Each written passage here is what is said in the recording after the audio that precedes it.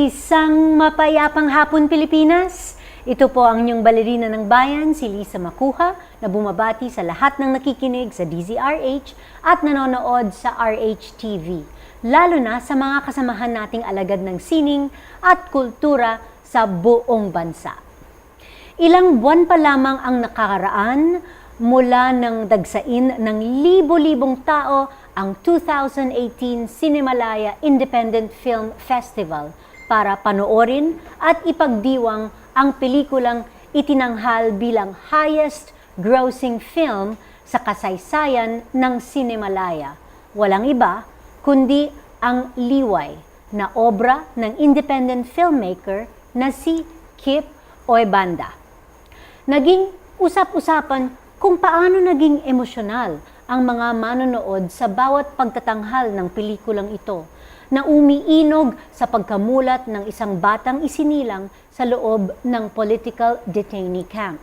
At dahil na rin sa hiling ng maraming hindi nakasama sa sold-out screenings ng Liway sa Cinemalaya, nabigyan na ito ng pagkakataong maipalabas sa mga commercial cinemas nationwide nitong buwang kasalukuyan. Kaya't huwag kayong aalis dahil sa hapong ito, makakasama natin para sa kalahating oras ng masaya at makabuluhang kwentuhan ang direktor ng Liway na si Kip Oebanda. Pagkatapos lamang ng ilang paalala. Ang premyadong direktor na si Kip Oebanda ay isinilang noong 1982 kina Ricardo at Cecilia Oebanda na kapwa rebel detainee sa Camp Delgado, Iloilo City, noong panahon ng martial law. 12 anyos lamang si Kip nang pangunahan niya ang kauna-unahang child-run radio program sa Pilipinas na nagkamit ng di ilang National Media Awards. 14 naman siya nang magsimulang maimbitahan bilang speaker sa iba't ibang international conferences on children's rights at di naglaon, itinatag niya ang CLASP or CLASP, isang organisasyon para sa mga child laborers and advocates. Bilang pagtugon sa mga inisyatibong ito, nakabilang si Kip sa 10 outstanding students of the Philippines. Nagtapos siya ng economics mula sa San Beda College at nagkamit din ng master's degree in economics and management mula sa Asian Institute of Management. Bukod dito, nagtapos din siya sa film program ng Asia Pacific Film Institute. Bilang direktor at screenwriter, ilan sa mga karangalang natanggap niya ay ang Special Jury Commendation at Audience Choice Award mula sa 2018 Cinemalaya Festival para sa pelikulang Liway, Indie Movie Screenwriter of the Year noong 2017 para sa Bar Boys at Best Director mula sa 2017 Cinema One Originals Digital Film Festival para sa NAI. Bukod sa paggawa ng pelikula, abala din siya sa strategy, international networking, and organizational development para sa Visayan Forum in the Philippines. Siya rin ang may akda ng My Rebel Mom na base sa talambuhay ng kanyang inang si Cecilia. Isang mainit na pagbati ang hatid ng Art2art sa premyadong direktor at screenwriter na si Kip Oebanda. Magandang hapon, Kip, and welcome. Welcome to Art2art. Thank you for having me. Yes. Well, thank you for coming to and guesting in my program. Kip is short for The Kip, correct? Nung pinanganak po ako, The Kip talaga yung name. Kaso nung bibinyagan na, hindi pumayag yung pare. Sabi niya, pangkawawa naman yung bata kung The Kip yung pangalan. Kaya naging Kip. Tapos yung kapatid ko, pangalan niya Malaya. Medyo unfair, no? Ako The Kip, siya Malaya. Oo pero nga. Okay, pero of course, merong significance ang pangalan mo. Yes, opo. Actually, Liway is an autobiography. In the sense, it's about kung paano ako lumaki sa kulungan. Ang point na naman namin ipakita ang true story ng family na to. So wala kami masyadong pakialam sa contemporary politics. Wala kami masyadong, hindi siya about the bigger struggle. Hindi siya about the Aquinos or the Marcoses. It's really about a family trying to survive a very difficult situation. At ginawa namin siya para lang maging inspirasyon sa mga tao na manonood na kahit gaano kahirap yung maging buhay nila, may paraan para magsalita at may paraan para kumilos. Okay. And originally, talagang you wanted to create an autobiography. Actually, isa siya in sa film? pelikula na ayokong gawin. Ayaw mong gawin. Oo. So what inspired you? I mean, what made Kasi you decide may mga to nagsasabi na hindi daw totoo yung mga kwento namin. So pag tinatanong ko ng media, usually ang sagot ko, nag-inspire sa akin mga trolls. Kasi paulit-ulit nila sinasabi na imbe-imbento lang daw yung mga kwento namin. Kahit na may documented evidence naman, kasi nakatanggap ng compensation sa Human Rights Claims Board. At actually marami nare-reject doon.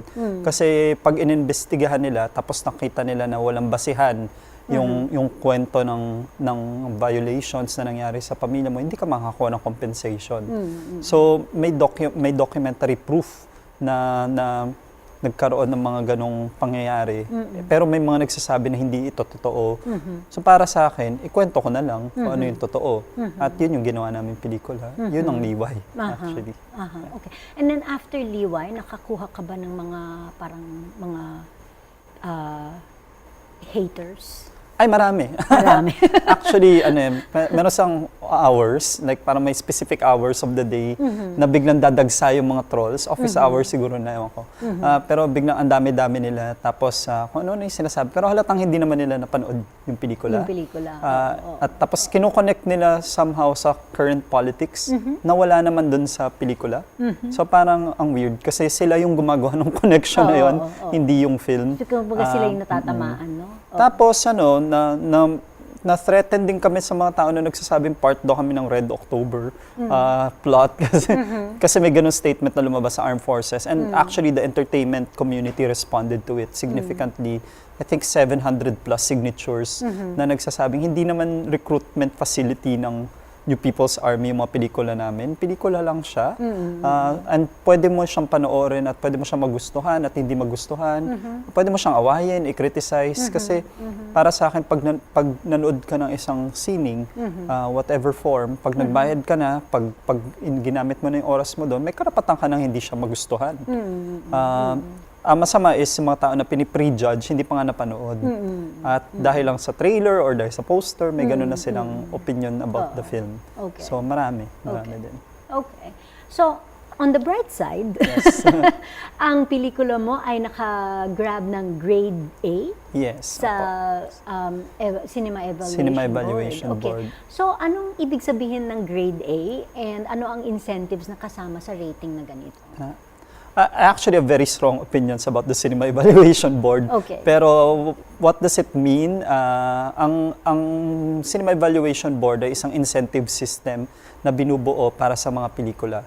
So kung makakuha ka ng B, discounted yung iba mong entertainment tax. Ibabalik nila sa'yo yung iba mong nakuha entertainment. I think 60%, di ako sigurado. Okay. Pero pag A, wala kang entertainment tax. So buong entertainment tax mo ibabalik sa'yo. Medyo malaki yung amount na yun. No? Kasi parang 13% yata 13% ng gross revenue mo. Gross revenue ang entertainment tax. Hindi ako sigurado, pero something like that. Okay. So wala kang entertainment tax pag A ka, and they base it sa quality ng pelikula, all elements. So cinematography, production design, acting, story, lahat yan. And para maka-A ka, kailangan tingin nila superior yung film o maganda yung pelikula. Okay. And how would you describe your own childhood memories? Is it really what happened in the film o medyo iba na siya? Masaya. Weird, no? Na pinanganak sa kulungan. And that's what I try to portray sa film, na kahit na ganun yung sitwasyon, the parents tried their best na hindi ka matraumatize. So bumalik ako 5 years ago sa kulungan. Dinalaw namin ng Camp Delgado sa Iloilo ulit. May nakita akong sulat sa wall na nakalagay, "Thank you to this room." Sabi daw nila, ako daw nagsulat nun. Ikaw nagsulat nun. So ang problema syempre, habang bata ka nare-realize mo na hindi lang yon yung mundo. Paglabas, dun ka magkakaroon ng problema. Kasi habang nasa loob ka naman, you don't know what you're missing. Hindi mo naman alam kung ano yung mundo sa labas. Pero pag labas mo na, nung elementary ako, very very memorable sa akin nung first day ng class. Tinatanong kami, 1 orange plus 1 orange equals... Tanong ako, ano po yung orange? Ano yung orange? Hindi ko alam. So, mga bagay na gano'n na hindi mo alam dahil hindi ka lumaki sa labas. Or mga hayop sa labas, hindi ko naman alam yan. Ilog, rivers, beaches, hindi ko alam yung mga bagay na yun. So, the adjustment was more difficult paglabas. In fact, Pero you were aware na nasa loob ka ng kulungan? Nung early years, hindi. Hindi. Overtime na lang, which is what I show in the film na slowly nare-realize na ng bata na hindi totoo yung stories ng parents niya.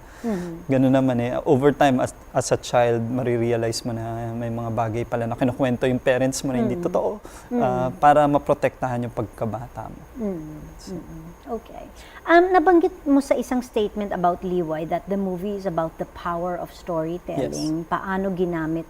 Paano naman mo ginamit yung puwersang ito in the context of the movie? So, 3 transformation ng storytelling yung pinakita ko sa pelikula. Una, nung kinukwento nung nanay yung fairy tales na actually tungkol sa kanya, kung paano sila nakarating doon, shadow play, fantastic yung element, the music is parang Beauty and the Beast, gano'n. Kasi fairy tale siya. Then, when the child confronts and asks for the reality, magiging totoo yung pag-portray. And by the end of the film, the story now becomes the story of the film. It's now a story being told to the audience. And in the film also, you will see people na nagkukwento ng mga stories na hindi totoo. So kasi stories are used for particular ends. Tool siya. So, pwede mo siyang gamitin para magkwento ng totoo. Pwede mo rin siyang gamitin para magkwento ng kasinungalingan. At pinapakita ko yan sa pelikula na dapat ang mga kwento na ginagawa at kinukwento natin sa mga tao, pinag-iingatan din natin. At dapat alam din natin kung anong kwento ang totoo at anong hindi. Matuto tayo mag-verify at mag-isip kung ito bang kinukwento sa atin ay totoo, kwentong barbero lang.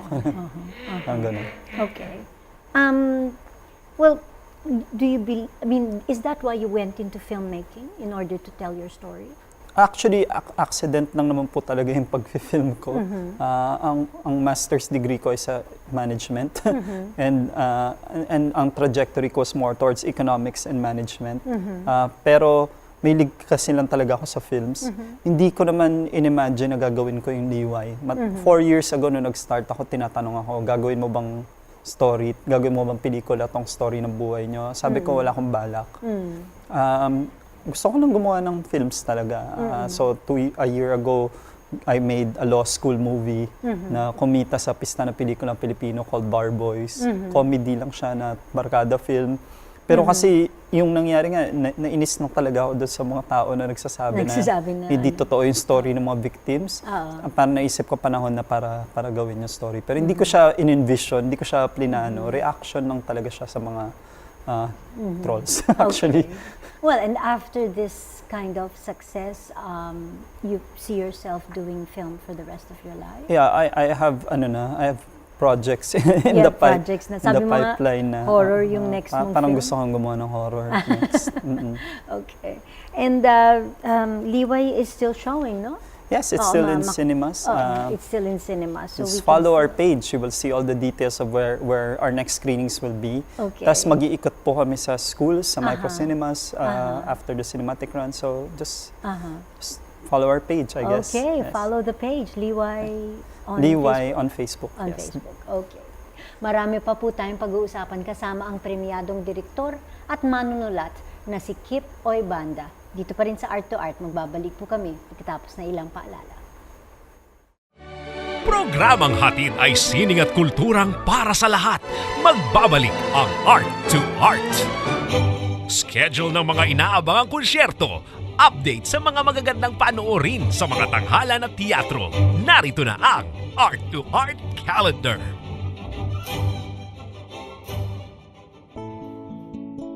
Narito ang ating arts calendar. Sa musika, inihahandog ng Philippine Philharmonic Orchestra ang Halloween presentation nito na pinamagatang Tricks and Musical Treats, a PPO family concert sa October 28 simula alas 3 ng hapon sa tanghalang Nicanor Abelardo ng Cultural Center of the Philippines. May temang Journey to the Kingdom of Books. Ang concert ay nagtatampok sa PPO sa ilalim ng baton ni Maestro Hermenegildo Ranera. Tutugtugin ng orchestra ang ang mga piyesang kagigiliwan ng mga kabataang manonood kabilang na ang Peter and the Wolf ni Sergei Prokofiev. Para sa ticket, tumawag sa CCP Box Office 832-3704 o bumisita sa CCP website culturalcenter.gov.ph.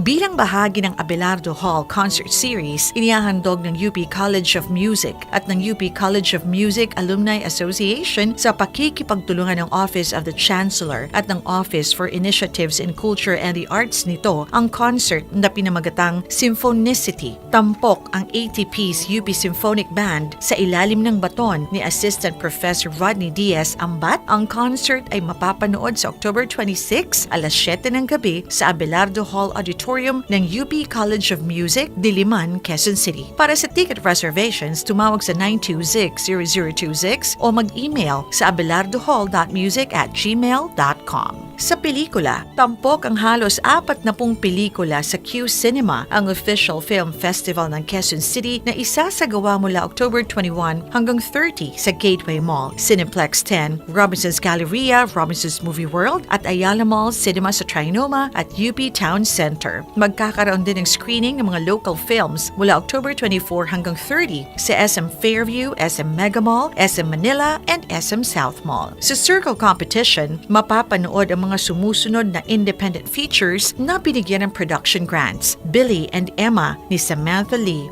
Dog Days ni Timmy Harn, Hintayin ang Langit ni Dan Villegas, Masla Apapanok ni Gutierrez Mangansakan at Oda sa Wala ni Dwayne Baltazar. Para sa kompletong listahan at schedule ng mga pelikula, bumisita sa website na qcinema.ph. Usapang sining at kultura para sa lahat. Kasama ang balerina ng bayan, si Lisa Macuja. Art2art.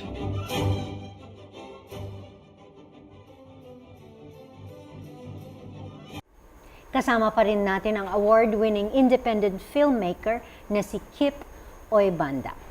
So Kip, magbalik tanaw muna tayo. Nabanggit mo na kanina na ang iyong master's degree ay not in filmmaking, Yes. pero in management. Pero now you're a filmmaker. Opo. So magbalik tanaw tayo to the time na una kang naakit sa mundo ng pelikula. Opo. Actually, given my background, film was a very good medium kasi one end result ng pagiging prison baby ay curiosity. So mahilig ako sa stories, mahilig ako matuto about things. So naging hilig ko talaga manood ng pelikula. Kahit nung bata pa ako. Tapos kahit na nung tumanda na ako, kahit na nag-work na ako or nag-aaral, yung mga pelikula sa Mega Mall or sa ibang SM cinemas na walang nanonood. Yung mga random horror films na ini-export nila mula sa ibang bansa, tapos tipong 2 lang kami o 3 lang kami sa sinehan, pinapanood ko sila lahat. Tapos actually, year 1 pa lang na Cinemalaya, nanonood na ako ng Cinemalaya. So hilig ko naman talaga manood ng films. Tsaka mahilig din ako magkwento kasi sa trabaho namin sa non-profit, part of the job is telling stories of victims, of people we serve. Pero actually, nangyari lang, napadaan lang ako sa isang film school malapit sa Robinson's Galleria. May nakita lang ako banner na nakalagay parang night school for filmmakers or anyone who wants to know film. Sabi ko parang interesting, no? Parang matuto paano gumawa ng mga video for my work and just to understand filmmaking. So I took a night class na sa Asia Pacific Film Institute, and supposedly 1-year program siya. Hindi ko siya natapos kasi yung supposedly thesis script ko after the 1 year na ginawa ko, sinali ko siya sa isang pitching forum sa Metro Manila Film Financing Forum, which happens every year sa Cinemalaya. And then, nanalo siya. And then, bigla siya naging feature film. So, doon na nag-start. Okay. Parang random lang siya. And it was just 3 years ago. 4 years ago when I started making films talaga. And then, habang ginagawa yun, sa factory kami na sardinas, mainit, ganyan. Sabi ko, parang gusto kong sunod ko namang gawin, nasa aircon naman. So, sulat ako ng film tungkol sa law school. Actually, nanonood din kami ng horror film eh. Tapos may attorney na masama. Kasama ko law student. Sabi niya, tingnan mo yung attorney na masama, yan yung una mamamatay. Kasi lagi kaming kontrabida. Yun nga yung una namatay. So sabi ko, interesting siguro kung maging bida naman yung mga lawyers. So gumawa ako ng film about law school. Then nakapasok siya sa pista ng pelikulang Pilipino. And then surprisingly, nag-hit siya. Wala kaming marketing budget. Pero nag-number 3 siya. And we earned significant amounts of money compared to our budget. And then and then Nai sa Cinema One Originals and Liway sa Cinemalaya. So, nagtuloy-tuloy na siya. Nagtuloy-tuloy na siya. So, para ka ng by accident. festival king. Di naman. Pero, sino-sino naman ang matuturing mong mga mentors mo sa paggawa ng pelikula? Mga directors din. So, I think one of your guests here, Jet Leiko, was my teacher sa cinematography. Teacher ko sa script writing, John Bidia, two-time Orion nominee. Then sa script writing, Bing Lao, who wrote many of the early Brillante Mendoza movies. Jade Castro, lagi kong consultant si Jade Castro, who wrote and directed Zombadings and Endo. And sino pa ba mga mentor ko? Sumali rin ako sa reality film lab ni Eric Mati. So doon naman for script writing with Raymond Red, with Eman de la Cruz, with Roy Iglesias. So itong mga marami actually. So kumbaga, pero actually what I've learned is from good mentors is that they teach you to know the rules so you can break the rules. Kumbaga, alam mo lang yung mga rules para mapaglaruan mo. And in many ways, the last film I did, Liway, is not a conventional film kasi hindi nagulat kami sa box office results kasi hindi naman siya genre film, hindi siya rom-com, hindi siya comedy. Hindi rin siya parang sinasabi, parang mainstream daw yung dating pero hindi rin. It's somewhere in that weird space in between. Na hindi ko na nga siya ma-describe kung ano yung talagang genre niya. Pero that's what I learned din from my mentors na parang bahala na do what feels right, kumbaga, and do what serves your story and your vision. Well, you're doing something right. I guess so. Hindi lang nagre-resonate ang mga pelikula mo, sa box office, but also it's really drawing in the audiences. Well, yes. Nagulat din ako sa Making response. people ask questions. Nagulat din ako actually sa response to the film. Extreme emotions. Oh, diba? kasi there was a point where almost every screening namin nagcha-chant na ng revolutionary chants yung mga tao. Sumisigaw na ng mga protest chants sa film namin na wala namang kaming kinalaman. Parang that was a spontaneous reaction of individuals. And yun, sa CCP, sa Trinoma, UP Town Center, Greenbelt of all places, nagkakaroon ng protesta na hindi naman kami nagko-call out ng political figures in the present. It just felt, that's just how they wanted to react. And then, nakikita ko yung mga tao coming out of the theater, kahit sa MTRCB actually, yung mga nag-evaluate, na namumula yung mata, mugto-mugto yung mata, kakaiyak. Pero hindi sila malungkot, hopeful sila. So, it's very weird. Hindi ko in-expect na ganun yung reaction to the film. Hindi ka ba natatakot? Natatakot. I mean, from the start. And my greatest fear is not physical fear. Ang pinaka-kinakatakot ko talaga, hindi ko ma-represent na maayos yung mga tao. Because some of these people died, some of these people got tortured and killed. So ako yung greatest anxiety ko talaga, which I had a lot making this film, is am I representing them honestly? Am I self-serving? Am I pursuing my own agenda? Or am I trying to represent their cause? Am I giving honor to these people? Okay. Yun yung greatest fear. And pero kumbaga, sinasabi ng mga chant, huwag matakot, makibaka, di ba? Yeah. Para sa akin, it's more like makibaka kahit natatakot. Kasi may fears talaga when you go into any artistic endeavor. Pero lalo na kung it's very personal. Lalo na kung totoong mga tao yung nare-represent mo, nakakatakot. So, I just wanted to represent them properly. And that's my greatest fear. Okay. Yeah. Well, speaking about fear, sabi mo yung next project mo ay horror film. Oh, gusto Can you give us an Hindi idea? pa. In development pa siya. In development pa siya. Pero parang I want to make a barkada horror film. Okay. That's as So, much as I can interesting, review. from the development, from the initial idea hanggang sa mabuo yung pelikula, mga gaano katagal? Depende po eh. So, depende sa writing process mo. Depende rin sa material, I think. Like, for example, Bar Boys, the first script, I wrote in 17 hours straight. Wow. But then, I revised it 11 times. Okay. Kasi over time, nag-research ako ng dagdag na material, ganyan. Liway, I wrote in 7 months. Tapos after 7 months, hindi pa rin ako happy sa kanya. So, sabi ko, this feels so personal, so internal. I need to get a co-writer na medyo detached from the material. So, I got Zig Dulay, multi-awarded writer and director, to co-write the script. And para ma-check ba kung masyado na bang nasa loob lang or makaka-relate ba yung mga tao, at malaking tulong din to get help. So it really depends. May mga film projects that take 5 years to make. Kasi yun naman, usually yung mga dumadaan niya sa script labs all around the world. So gagawin muna nila sa lab in Japan or in Cairo, and then after nagawin sa lab, magpa-financing, and then saka pala mangyayari yung project.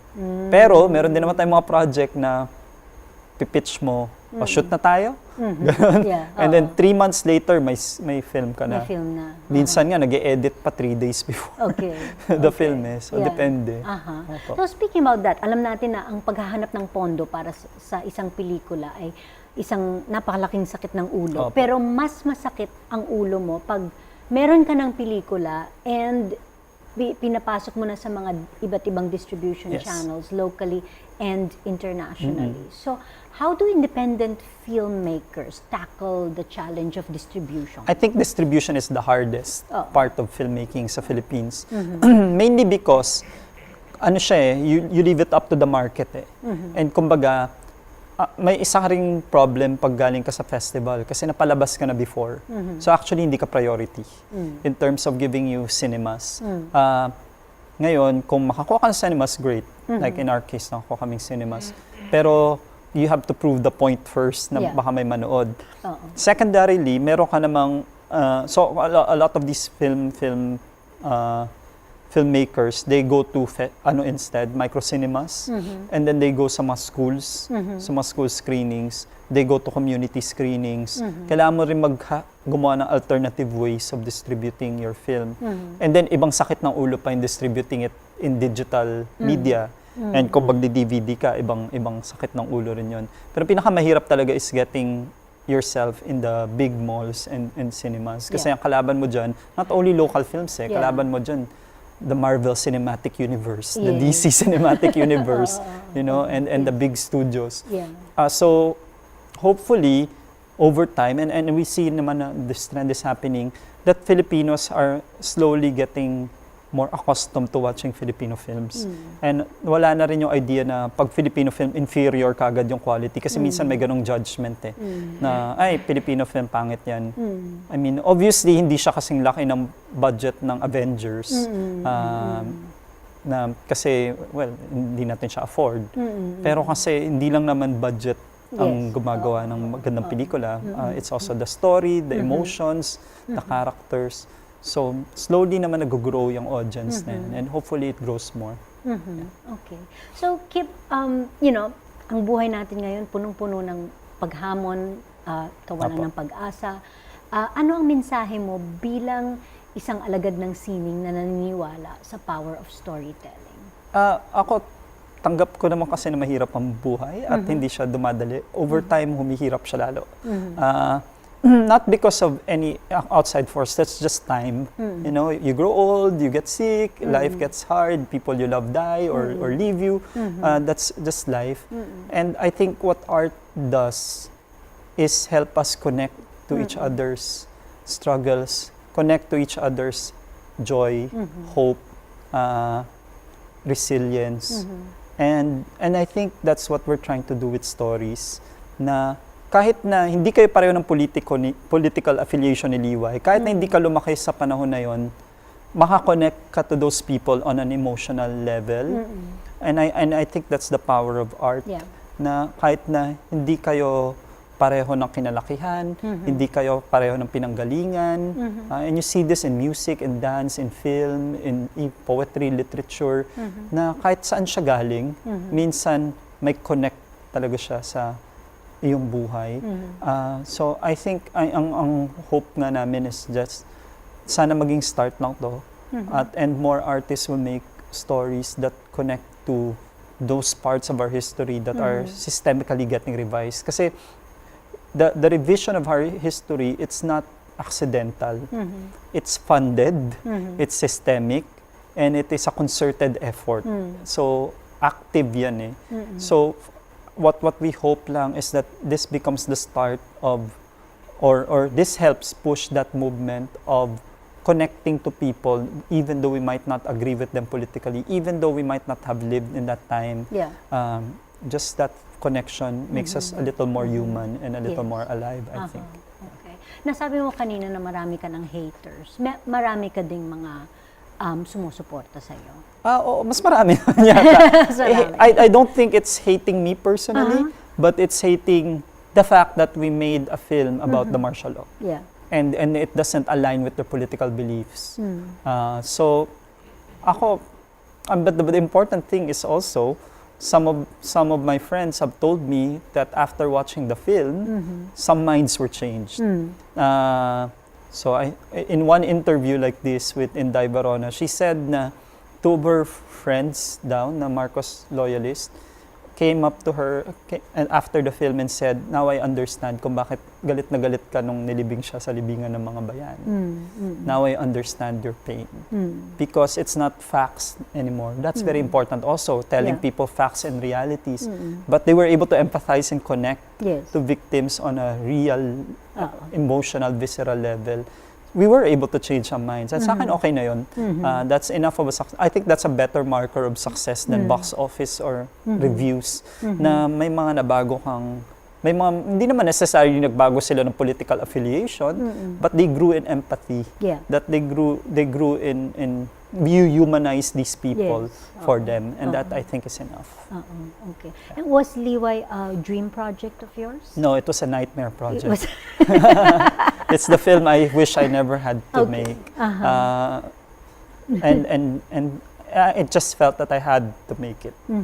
So you felt compelled to make it. I felt that it was time, and I felt it was my duty also to make it. And are you happy and satisfied with the result? Yes, because nga, A, we were able to reinvigorate people's feelings of sympathy and empathy for people of that time. B, because now pinag-uusapan siya na may mga totoong stories na ganito. And C, we were able to change some perspectives and move some people who otherwise wouldn't even listen to these messages. And I think that's our benchmark for success. Okay. Yeah. Well, Kip, maraming salamat sa Thank you pagdalaw po. mo dito sa It amin was a sa pleasure. aming Fan niyo programa. po ako eh. And of course, dasal namin na patuloy ang iyong tagumpay. Salamat po. Salamat. Hanggang sa susunod na linggo, samahan ninyo kami ulit dito sa Art2art, kung saan ang usapang sining at kultura ay para sa lahat. Ito po ang inyong balerina ng bayan, Lisa Macuja, nagpupugay sa artistang Pilipino.